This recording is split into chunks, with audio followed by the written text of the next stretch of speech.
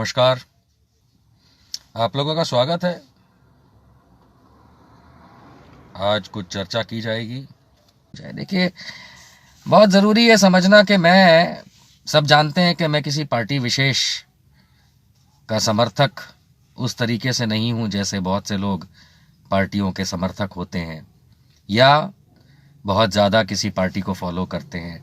मैं उस तरीके का समर्थक नहीं हूं, लेकिन मैं लिबरल आइडियोलॉजी का ज़रूर समर्थक हूं और भारतीय कॉन्स्टिट्यूशन जो है, संविधान जो है, उसका समर्थक हूं। तो स्वाभाविक सी बात है कि एक मुद्दा उठ करके आता है कांग्रेस पार्टी। अब क्यों मैंने ऐसा कहा, आप लोगों ने जो देखा लिखा, कई लोगों ने सवाल भी किए, क्यों मैंने ऐसे लिखा कि भारतीय जनता पार्टी, अकाली दल, आम आदमी पार्टी ये आप लोगों को धोखा देती है, क्योंकि कांग्रेस का विरोध करना अपने आप में एक फ्रॉड है। देखिए, इस बात को थोड़ा गहराई से समझने की थोड़ी सी आवश्यकता है कि मैंने ऐसा क्यों आप लोगों को कहा कि कांग्रेस का विरोध एक फ्रॉड है। देखिए, भारतीय जनता पार्टी देश की पार्टी है, बड़ी पार्टी है, नो डाउट। आप जानते हैं आम आदमी पार्टी भी इस देश में है, दिल्ली में राज कर रही है, पंजाब में कुछ एमएलए हैं और कुछ अलग जगहों पे कुछ उनके पंचायत वगैरह में इलेक्शन में भी लोग जीतते हैं। तो पार्टी तो है। मैं सबका जवाब दूंगा, एक एक करके कोशिश करूंगा।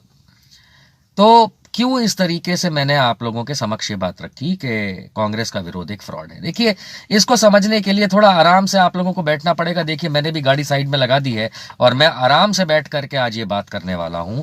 समय लगेगा, शायद आप लोगों को भी सुनने में समय लगे, तो मैं चाहूंगा कि अगर आप लोग थोड़ा आराम से बैठ जाएं। और एक बात मैं बता दूं कि मुझे मालूम चला है कि फेसबुक ने मेरी रीच कम कर दी है, क्योंकि आप लोग जुड़ते हैं, आप लोग देखते हैं कि बहुत हज़ारों लोगों तक हमारे फेसबुक लाइव जाते हैं। तो मुझे ये मालूम चला है कि फेसबुक ने मेरी ऑटोमेटिक रीच को कम कर दिया है। तो मैं तो यही कह सकता हूं कि आप लोग अगर इस लाइव को शेयर करेंगे तो उन लोगों तक भी बात पहुंचेगी जो देखते हैं लेकिन शायद नहीं देख पा रहे होंगे। But anyways, let's come to the point here. Congress का विरोध फ्रॉड क्यों है? कांग्रेस है कौन? कांग्रेस कोई मेरी बनाई हुई पार्टी तो है नहीं। ऐसा तो है नहीं कि मैं कोई कांग्रेस का नेता हूं या कांग्रेस का मेंबर हूं जो मैं इस बात को रखने के लिए आप लोगों के समक्ष आया हूं। लेकिन ये एक वो आइडियोलॉजी है जिसने अंग्रेजों से इस देश को आजाद करवाया है।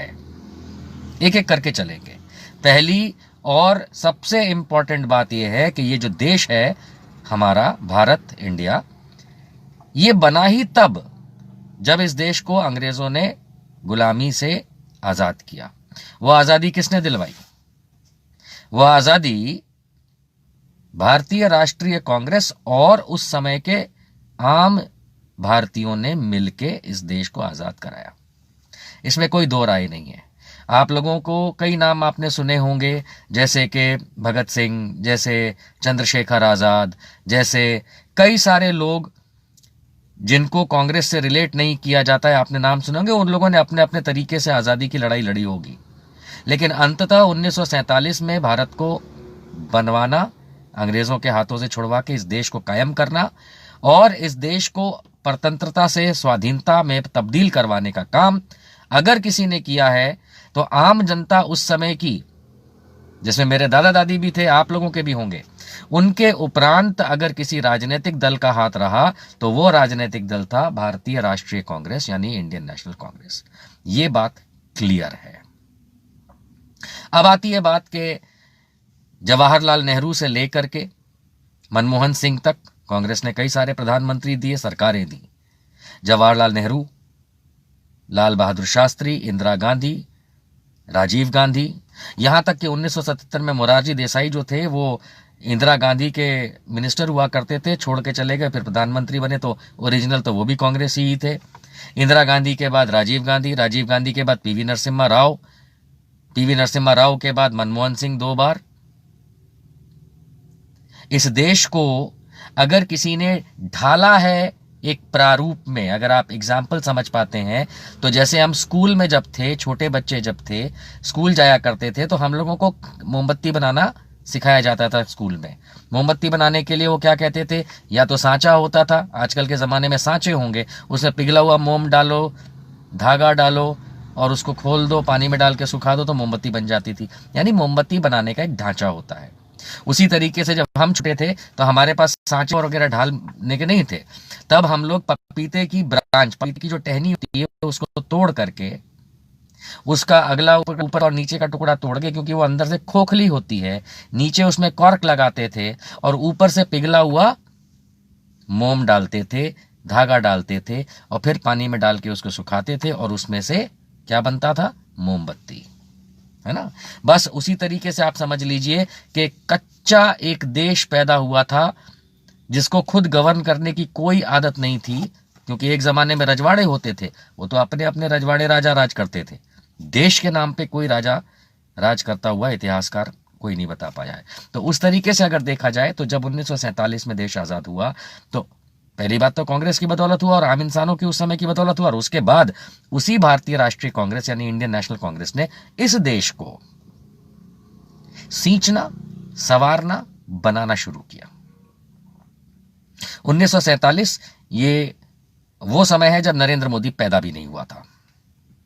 तब से इस देश को अगर किसी ने संवारा है, बनाया है, और जिस तरीके से इंटरनेशनल ही नहीं देश के पटल पे जिस तरीके से इस आज़ाद मुल्क को आगे बढ़ाया है, तो उसमें एज एन एनालिस्ट मैं कह सकता हूं कि भारतीय राष्ट्रीय कांग्रेस का जो योगदान है उस पर सवाल करना भी गुनाह है, सवाल करना भी गुनाह है। अब आती है बात कि इसके बाद कांग्रेस ने इस देश को क्या दिया, और ये सब जुड़ेगा आगे चल के जब मैं आपको बताऊंगा कि कांग्रेस का विरोध करना फ्रॉड है। देखिए, जब ये देश आजाद हुआ तो बहुत नामामूली चीजें इस देश में हुआ करती थी। खेती प्रधान देश तो था ही, जमीन खेती प्रधान थी, लेकिन अंग्रेजों के जमाने से कुछ फैक्ट्रियां थी, कुछ चीजें थी जो अंग्रेजों के जमाने से चलती चली आ रही थी। उसके बाद भारत की सरकार ने जो जवाहरलाल नेहरू ने संभाली, और जवाहरलाल नेहरू को इस चीज का सलाम है कि उन्होंने भारत के अंदर वो योगदान दिया कि जिस तरीके से यहाँ पे फैक्ट्रियाँ लगी, यहाँ पे सड़कें बनी, यहाँ बिजली का उत्पादन शुरू हुआ, बिजली की लाइनें हुई, LIC नाम की कंपनियाँ आई ताकि इंश्योरेंस की बातें हों, खेती को बढ़ावा दिया गया, इंडस्ट्रीज़ को बढ़ावा दिया गया, फैक्ट्रियाँ लगाई, और साथ साथ देखिए तो उड्डयन के क्षेत्र में और इंपोर्ट एक्सपोर्ट के क्षेत्र में, हर चीज़ में जहाँ आप आंख बंद करके उंगली रखेंगे, हर चीज़ के अंदर भारत की सरकार जो उस समय की थी उन्होंने बढ़ावा दिया, लोगों को रोजगार मिला, शहरों को बसाना शुरू किया गया, शहरों को बड़ा करना शुरू किया गया। ये सब किसने किया? ये सब कांग्रेस ने किया। सैयद हुसैन साहब पूछते हैं, यू मीन अवर देश was formed by Congress? Syed Hussain साहब, if not then by whom? If not by Congress तो किसने बनाया? अंग्रेज तो छोड़ के चले गए थे। जब यहां से इंडियन नेशनल कांग्रेस 1860 के दशक की है, 1994-95 में पैदा नहीं हुई है सैयद हुसैन साहब। तो आपके क्वेश्चन का जवाब दे देता हूं। 1860 के दशक से एक पॉलिटिकल पार्टी चलती चली आ रही है जिसका नाम है इंडियन नेशनल कांग्रेस। कौन सी इतिहास की किताब आपको कहती है कि कांग्रेस का योगदान नहीं था इस देश के आजाद कराने में? कौन सी किताब कहती है संघियों ने या किसी और ने इस देश को आजाद कराया? स्वाभाविक सी बात है, महात्मा गांधी, इंडियन नेशनल कांग्रेस, और मैं पहले ही कहा रखता उस समय जो आम इंसान थे, इन लोगों ने इस देश को आजाद कराया है और किसी ने नहीं कराया है। तो आपके सवाल का आपको जवाब मिल गया होगा कि इस देश को फिर बनाया किसने? इस देश को कांग्रेस ने बनाया है। गांठ मार के रख लीजिए इस बात को। उसका कारण यह है कि 1947 से पहले कोई देश था ही नहीं। सम्राट अशोक के जमाने की आप बात करेंगे, अगर सम्राट अशोक के जमाने में भारत इतना बड़ा था, नक्शे पे किसी ने बना दिया, उससे कुछ नहीं होता है। एक सबूत नहीं है हमारे पास। मौर्य वंश और चंद्रगुप्त, तो ये और फलाना ढिमाका, ये सब किताब पे ठीक लगता है, लेकिन कोई मुझे अंश तो दिखाए। कहीं कोई किला होगा, चंद्रगुप्त मौर्य का कोई किला है? सम्राट अशोक का कोई किला है? राणा सांगा का कोई किला है? सॉरी, राणा सांगा तो चले फिर भी बाद में आया, पुरानी बात कर लेते हैं जब भारतवर्ष कहा जाता था। किसी का कोई किला नहीं है, किसी का कोई किला तो छोड़िए, किसी का कोई महल नहीं है, महल तो छोड़िए, किसी का कोई मंदिर नहीं है उस जमाने का, मंदिर तो छोड़िए। अरे आप छोड़िए ना, आप लोग जिस किसी भी शहर में रहते हैं, आज से 1000 साल पहले कौन राजा था? कौन राजा था वहां का 1000 साल पहले? ये मुगलों और तुर्कों और अंग्रेजों के जमाने की बात नहीं कर रहा हूं। अब राजस्थान की बात कर लीजिए, जयपुर। आप मुझे कोई भी बता सकता है कि 1000 साल पहले जयपुर कहां था? था ही नहीं। 1000 साल पहले अगर मान लीजिए आप में से कोई कानपुर का रहने वाला है, क्या आप बता सकते हैं कानपुर कौन राजा था? मैं अभी हाल में आगरा गया था। आगरा में महाराजा अग्रसेन की बात की जाती है। उत्तर प्रदेश में हर बड़े शहर के अंदर रोड का नाम रखा जाता है अग्रसेन। आगरा मतलब अग्रसेन का नाम से, राजा अग्रसेन। वहां पे राजा अग्रसेन का किला, मंदिर, महल तो छोड़िए, झोपड़ी की एक ईंट तक नहीं है। तो मैं किसी को डिमीन नहीं कर रहा, मैं किसी को वो उस तरह से नहीं कह रहा। मैं ये कहना चाहता हूं, coming back to the topic, Syed Hussain साहब को शायद जवाब मिल गया होगा कि इस देश को अगर किसी ने बनाया है तो 1947 के इर्द गिर्द के समय में उस समय के रहने वाले यहाँ की आम जनता, जिसमें मेरे दादा दादी भी इंक्लूडेड थे, आपके भी थे, और पॉलिटिकल पार्टी का अगर नाम लिया जाएगा तो सिर्फ कांग्रेस का था। इसी बदौलत 1947 में उनको जब कमान सौंपी गई, क्योंकि उनके पास उतनी सीटें थी।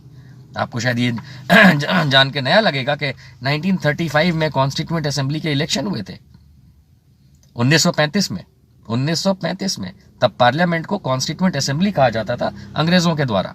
उसमें कांग्रेस को सबसे ज्यादा सीटें आई थी और उसके बाद भी कांग्रेस को सीटें आई।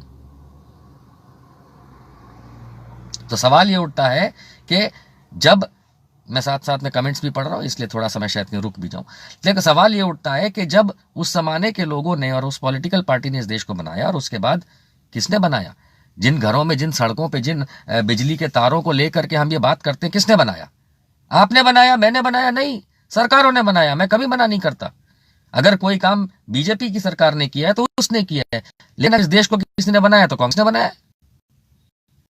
और अगर बनाया है तो फिर वो सच्चाई है। अब मुझे बताइए, कलकत्ता और मुंबई के बीच की रेल लाइन किसने बनाई? कोई भी मुझे ये बता दे कि दिल्ली से चेन्नई के बीच की रेलवे लाइन किसने बनाई? कोई मुझे ये बता दे कि देश के अंदर सारे एयरपोर्ट किसने बनाए? कोई मुझे बता दे सारे रेलवे स्टेशन किसने बनाए? सारे बस स्टैंड किसने बनाए? सारे के सारे कॉर्पोरेशन, चाहे वो ट्रांसपोर्टेशन का हो, चाहे वो इंडिया हो, फूड कॉर्पोरेशन ऑफ इंडिया हो, किसने बनाए? जिन राज्यों में आप रहते हैं, अगर उस राज्य के अंदर आपके घर में बिजली आती है तो उसको बनाया किसने? चला भी रहा हो।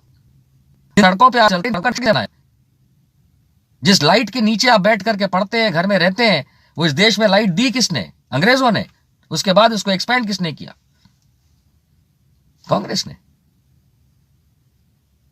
ये तो वही वाली बात हुई कि मेरे दादाजी ने एक घर बनाया, दादाजी के घर के अंदर मेरे पिताजी बड़े हुए, उसके अंदर बाकी सब कुछ हमने किया, मैं बड़ा हुआ। अगर मान लीजिए हम लोग उसी में रहते हैं और बाद में मैं कहूं दादाजी ने किया ही क्या, मैं सवाल करने का अधिकार रख सकता हूं कि मैं कहूं कि दादाजी आपने जिंदगी में क्या किया? दादाजी ने घर बनाया, दादाजी ने मेरे पिता को पैदा किया, दादाजी ने मेरे पिता की शादी कराई, दादाजी ने मेरे पिता को पढ़ाया लिखाया, दादाजी ने मेरे पिता की जब नौकरी चल रही थी तो उनकी पैसे की बचत करवाई, दादाजी ने मेरे जब मैं पैदा हुआ तो मेरा नाम रखा, दादाजी ने मुझे स्कूल आना जाना छोड़ना शुरू किया, एक आम घर की बात कर रहा हूं, दादाजी ने मेरे को ध्यान दिया कि मैं अपनी पढ़ाई ठीक से करता हूं। और आज क्योंकि मैं उम्र में बड़ा हो गया हूं तो मैं बोलूंगा मेरा दादा कौन?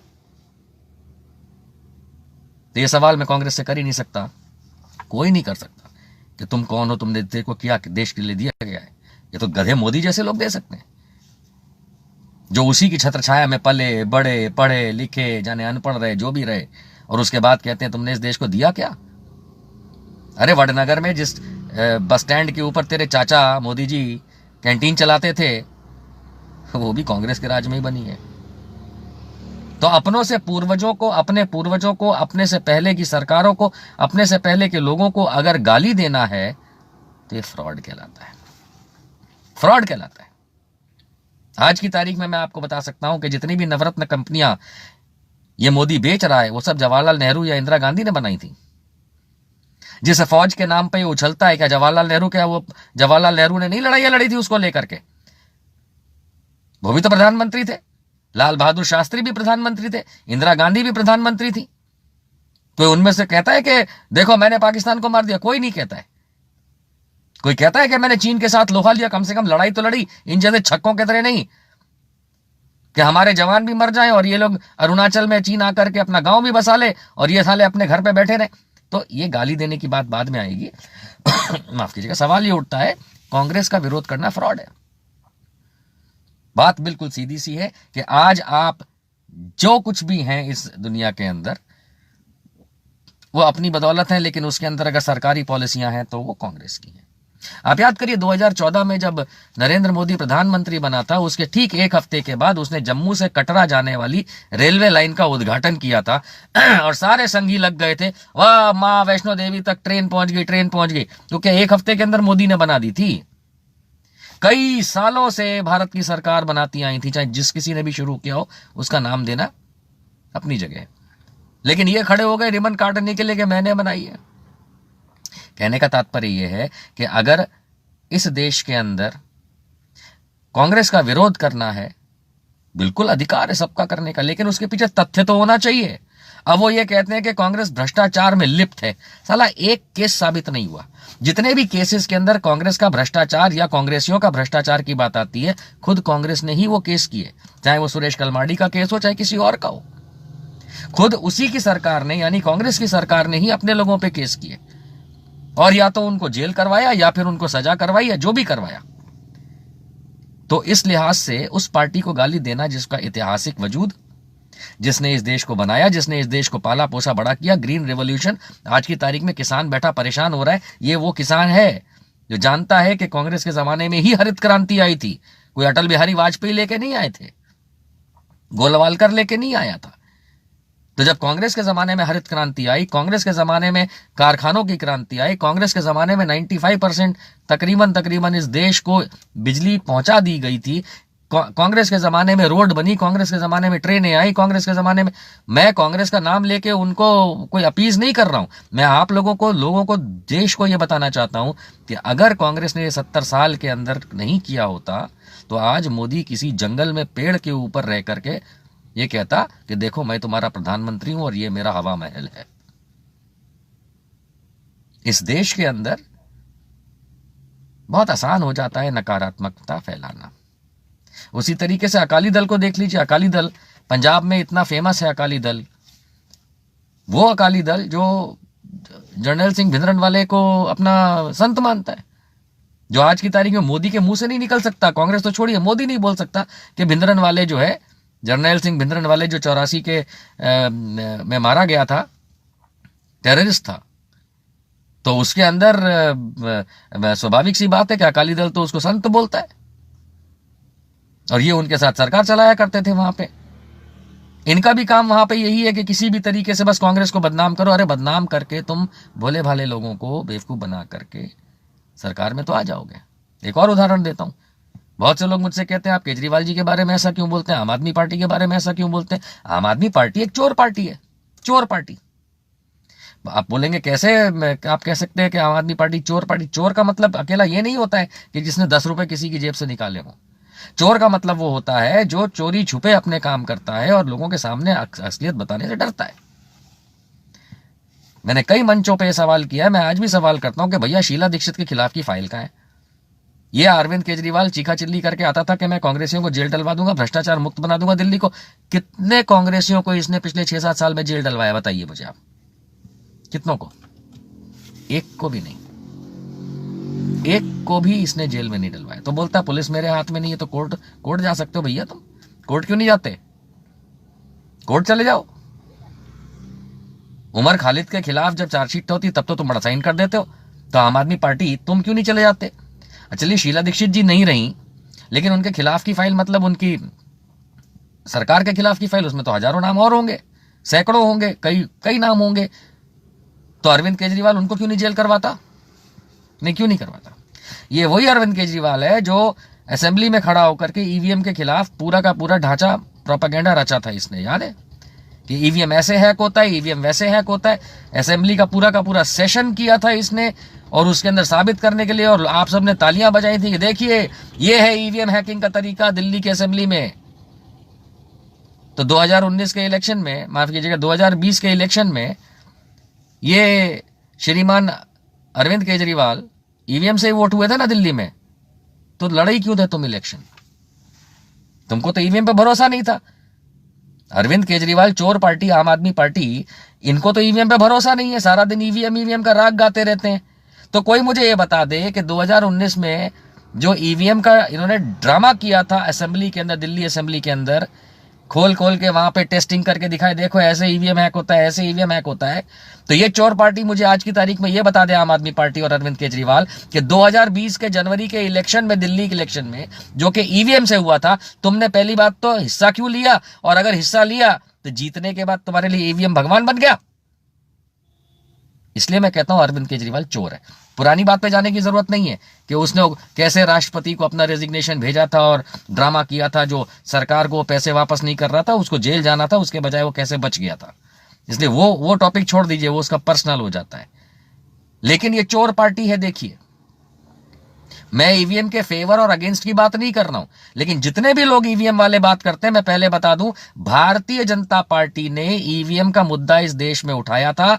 जीवीएल नरसिम्हा राव, जो उनका मेंबर ऑफ पार्लियामेंट राज्यसभा है और स्पोक्स पर्सन है, उसने एक किताब लिखी थी। सुब्रमण्यम स्वामी ने उस मैटर को कोर्ट में ले गए थे, और वो जो था वो वीवीपैट को लेकर के था और बाकी किस तरीके से हैकिंग एक्सेट्रा एक्सेट्रा के ऊपर ये सारा केस चला था। लेकिन जब 2004 के अंदर भारतीय जनता पार्टी जीत जाती है, तब ईवीएम अच्छा हो जाता है।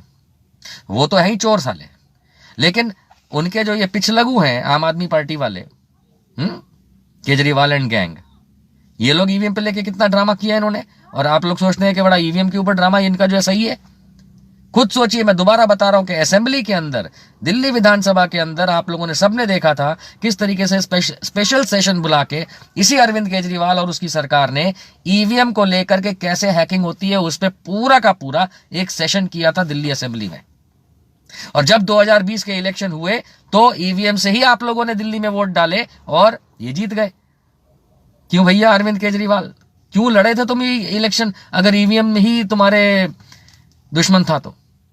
क्योंकि तुम सब चोर हो, बीजेपी और आम आदमी पार्टी के नेता लोग, और तुम्हारे फॉलोअर्स को तो ये पता भी नहीं चलता है कि तुम कितने बड़े चोर हो। तुम्हारे फॉलोअर्स को ये लगता है कि अच्छा, पार्टी में कोई पोजीशन मिल गई छोटी मोटी किसी मोहल्ले की, जिले की, या फिर अगर आप लोग को टोपी लगा करके या बीजेपी का साफा पहन के घूमने का मौका मिल गया तो बड़े खुश हो जाते हैं आप। और आप लोग क्या करते हैं? कांग्रेस को गाली देते हैं। उस कांग्रेस को उस दिल्ली के अंदर, अरे दिल्ली वालों, सड़कें किसने बनाई? हाउसिंग डेवलपमेंट किसने किया? डीडीसीए कौन लेके आया? मेट्रो किसने दी? Blue line, white line, green line, red line, whatever line किसने दी? पानी का सारा, बिजली का सारा सिस्टम किसने दिया? अब आप कहेंगे कि साहब ये अरविंद केजरीवाल आए तब से हमारा बिजली और पानी फ्री हो गया। अरे बेवकूफ हो मेरे मित्रों, मेरे भाइयों, मेरी तरह बेवकूफ। वो आपको बिजली पानी जो कि जिसकी कीमत जो भी लगती है वो बाकी टैक्सेस से वसूल करता है। आपको मालूम है? क्या आपको मालूम है उत्तर प्रदेश में, नोएडा में दिल्ली से सस्ता पेट्रोल और डीजल मिलता है? दिल्ली से सस्ता। ये वही दिल्ली है जहां पे एक जमाने में पूरे देश में सबसे सस्ता पेट्रोल और डीजल मिलता था, क्योंकि यूनियन टेरिटरी थी, उसके बाद सेमी स्टेट बना और उस पर कभी भी राज्य ने टैक्स नहीं लगाया। अरविंद केजरीवाल उस पर टैक्स रोज लगा के बढ़ा रहा है। नोएडा में, जो कि उत्तर प्रदेश है, गौतम बुद्ध नगर, उसमें दिल्ली से सस्ता मिलता है पेट्रोल डीजल। जिस तरीके से आप लोगों से टैक्स वसूल के इनडायरेक्ट ये अरविंद केजरीवाल आपको मुफ्त पानी मुफ्त बिजली का बेवकूफ बनाता है, और आपको लगता है, या आप लोग जाके उस चीज का प्रचार करते हैं। मुझे खाली इतना बता दें कि भारतीय जनता पार्टी के बारे में तो सभी बात करते हैं, भारतीय जनता पार्टी तो चोर पार्टी, झूठ बोलती है। कांग्रेस के बारे में जो बोलती झूठ बोलती है, क्योंकि देशद्रोही लोग यही काम करते हैं कि दूसरों को झूठा साबित करने पे निकलते हैं।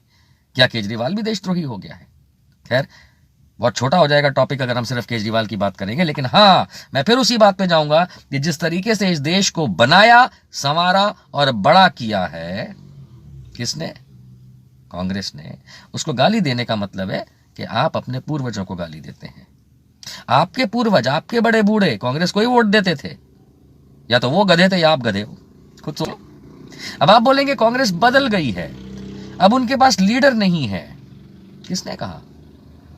जिस दिन मान लीजिए कांग्रेस वापस सरकार में आती है, और आएगी, समय का पहिया है, गोल घूमता है, नथिंग इज कांस्टेंट। हमेशा कहता हूं, परिवर्तन संसार का नियम है। जिस दिन कांग्रेस वापस आएगी तब आप ही लोग बोलेंगे अच्छा, बहुत अच्छा काम कर रहे हैं, Rahul Gandhi very nice, Priyanka Gandhi very nice, Randeep Surjewala very nice, और पवन खेड़ा वेरी नाइस, और सारे आपको बड़े वेरी नाइस लगने लगेंगे तब।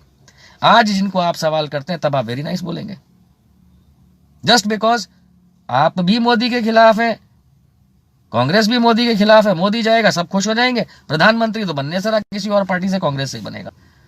अब आप बोलेंगे ये मैं ऐसे जोर से क्यों कह सकता हूं? मैं बिल्कुल जोर से कह सकता हूं, क्योंकि इस देश के अंदर क्षेत्रीय दल जो हैं, क्षेत्रीय दल खींच के 30 सीट 40 सीट कोई भी एक पार्टी वही ला सकती है, ऐसी कई पार्टियां हो सकती हैं, लेकिन सभी पार्टी अगर आएगी तो 100 सीट वाली कोई कांग्रेस की, स्वाभाविक बात है 100 सीटें आएंगी तो बनाएगा। तो इसके अंदर ये सवाल उठा ही नहीं है कि किसकी और सरकार बनेगी, तो आएगा तो कांग्रेस का ही प्रधानमंत्री। तब आप क्या करेंगे? तब केजरीवाल जी रोएंगे कि अब गांधी परिवार काम नहीं करने दे रहा है। धकोसलेपन की बात। पुश्तैना जो होता है उसको गाली नहीं देना चाहिए, इसलिए मैंने एक खास सेशन किया। ये चीप चार्ली बिहेवियर होता है, ये मोदी जैसे सस्ते घिनौने लोग होते हैं वही ये बात करते हैं, और उसी तरीके से ये लोग इस चीज को बढ़ाते हैं ताकि उनको सस्ता वोट मिल सके, और उनके जो फॉलोअर्स होते हैं वो भी अकल से पैदल होते हैं। अकल से पैदल बनने की आवश्यकता नहीं है। स्कूल, कॉलेज, हेल्थ फैसिलिटीज ठीक है, दूसरी सरकारें आती हैं तो कोई किसी को बढ़ा देता है, कोई किसी को थोड़ा सा कम कर देता है, लेकिन बना के किसने दिया? ये दिल्ली के मोहल्ला क्लिनिक, भैया कितने बने मोहल्ला क्लिनिक बताओ मेरे को, कितने मोहल्ला क्लिनिक है? 100 नहीं मिलेंगे तुमको, बड़े आए 1000 बनाएंगे, 10,000 बनाएंगे, बाबा जी घंटा। कहां है मोहल्ला क्लिनिक की हालत? स्कूलों की बात करते हैं दिल्ली के अंदर। आप सोचिए, शीला दीक्षित और उससे पहले की सरकारों को गाली देते हैं। बड़ा कमाल का लगता है मेरे को, कहते दिल्ली के अंदर बहुत स्कूल का विकास कर दिया। क्या आप जानते हैं कि दिल्ली की जो एनुअल परसेंटेज क्वालिफाई करते थे, परसेंटेज एवरेज हो गया। और कमाल आता है कि जब इस्तेमाल हो जाए इस तरह से लोग कह रहे हैं कि जैसे ये बात होने लगती है पहली बार दिल्ली में स्कूल बने। किसने कहा पहली बार दिल्ली में स्कूल बने भैया? मतलब आप खुद सोच के बताइए, दिल्ली में पहली स्कूल बनेगा? कितने सारे स्कूल कॉलेजेस ऐसे 2 और बना दिए, तो ये कहते हैं कि हमने बड़ा काम किया। उसी तरीके से मोदी बेवकूफ दुनिया भर में आईआईएम, इंडिया भर में आईएम और आईआईटी खोलिए, वैल्यू कीमत डाउन कर दी, धंधा बना दिया उसको।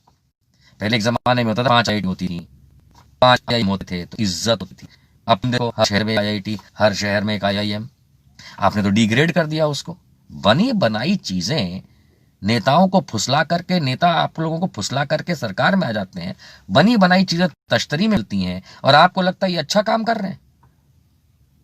आप में से कोई मुझे बता सकता है कि भारत के लिए भारतीय जनता पार्टी ने एक काम किया हो? तो आप मुझे कोई एक बता सकते हैं इतना समझने के बाद? क्या अरविंद केजरीवाल की पार्टी ने दिल्ली के लिए एक काम किया हो? तो क्या आप मुझे यह बता सकते हैं कि अकाली दल ने पंजाब के लिए एक काम क्यों किया हो? कुछ क्षेत्रीय दल हैं जो काम करते हैं, जैसे तमिलनाडु में जाएंगे तो एआईएडीएमके और डीएमके दोनों काम करते हैं, नो डाउट अबाउट इट। दोनों अपने आप में वहां काम करते हैं, तीसरी किसी पार्टी को एंटर होने की कोई गुंजाइश ही नहीं है। उसी तरीके से आप देखेंगे कि बंगाल में भी कम्युनिस्ट पार्टी ऑफ इंडिया, उससे पहले कांग्रेस पार्टी, तो ठीक है कोई खास नहीं थी, कम्युनिस्ट पार्टी ने सारा टाइम 40 साल राज किया। उसके बाद आगे टीएमसी, तो ये क्षेत्रीय पार्टियां वहां की जो है वो अपने हिसाब से काम करती हैं और बहुत अच्छा काम करती हैं। आज की तारीख में भारतीय जनता पार्टी खड़े होकर कहती है पीडीपी और एनसी ने कोई देश के लिए काम ही नहीं किया साले। ऐसे बोलते हैं ये लोग कि वो देश विरोधी लोग हैं। अरे बेवकूफ हो भारतीय जनता पार्टी के पिल्लो, तुमको ये समझ में नहीं आता कि पीडीपी और एनसी अगर बेवकूफ होती तो फिर इतने महीनों से, इतने सालों से कश्मीर को कैसे उन्होंने पनपा के रखा होता? और जहां पे बीजेपी और कांग्रेस की स्टेट फाइट आती है वहां इनकी गोल हो जाती है तर्क देने में।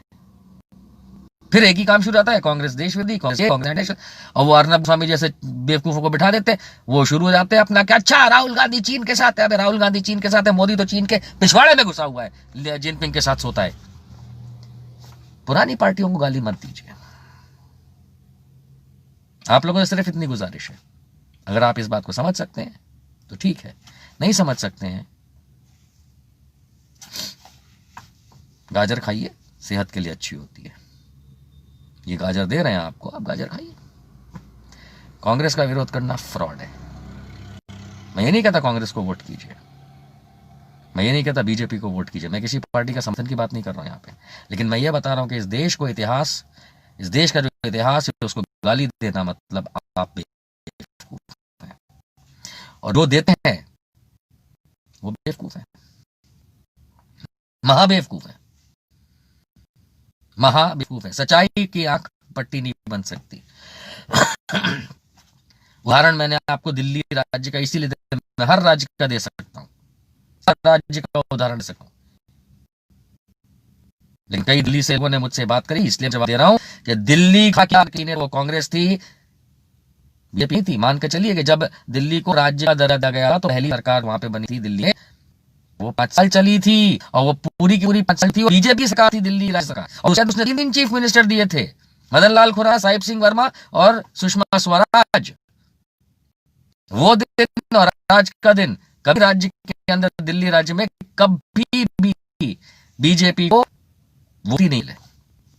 15 साल शीला दीक्षित ने दिल्ली को बड़ा किया, और आज आम आदमी पार्टी वाले शीला दीक्षित और पुराने काम किए हुए को गाली देते हैं, है? सारी सड़क, पानी, मेट्रो, हाउसिंग, सारा सेटअप, सारी एपीएमसी, सब कुछ आपको सेटअप बना बनाया मिला। आपने देश को, आपने दिल्ली वालों को उल्लू बना करके आम आदमी पार्टी और केजरीवाल ने करप्शन दूर करेंगे, फलाना ढिमाका 2 बार जीत लिया, 3 बार, और लोग बेवकूफ बन भी जाते हैं, और फिर आप कहते हैं कि दिल्ली वाले बहुत पढ़े लिखे। चलिए ठीक है, तो यही मुझे बताना था आप लोगों को कि किसी को भी फ्रॉड बोल, किसी को भी इस तरीके से फेवर करना आंख बंद करके, या किसी को गाली देना, दोनों ही चीजें गलत है। बीजेपी, अकाली दल, आम आदमी पार्टी जैसे आपकी आयुष कम है। मैं कांग्रेस का फेवर नहीं करता हूं, मैं फिर दोबारा बता रहा हूं, लेकिन आप में से कोई भी इस वीडियो को देखने वाले अगर कांग्रेस को गाली देते हैं, जो पुश्तैनी नहीं कांग्रेस को, तो आप अनपढ़ ना सही, बेवकूफ जरूर है। बुरा लगा तो भी एंजॉय, अच्छा लगा तो भी एंजॉय। Take care, bye.